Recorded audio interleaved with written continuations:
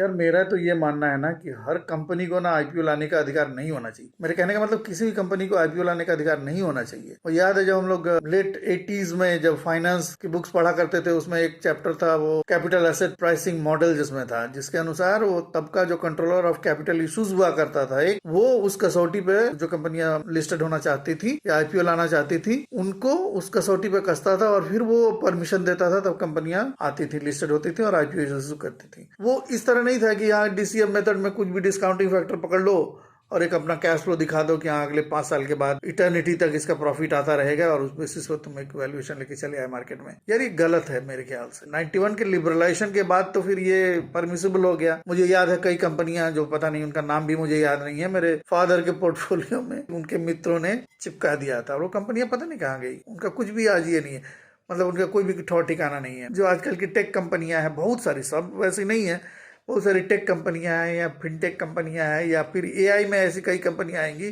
जो अपना एक डीसीएफ कैलकुलेशन के बेसिस पर एक वैल्यूएशन कर लेंगी। या डीसीएफ कैलकुलेशन तो मुझे लगता है ऐसे ही बकवास है, वो मॉडल ही ठीक नहीं है।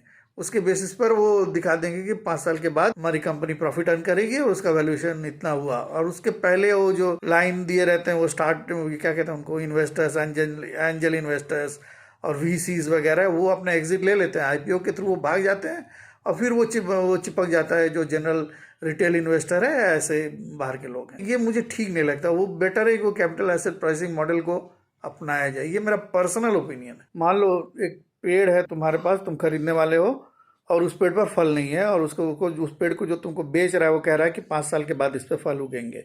और दूसरा एक पेड़ है जिस पर फल उगे हुए हैं ऑलरेडी और उसका इतिहास भी रहा है कि पिछले 3-4 साल से उस पर फल उग रहे हैं।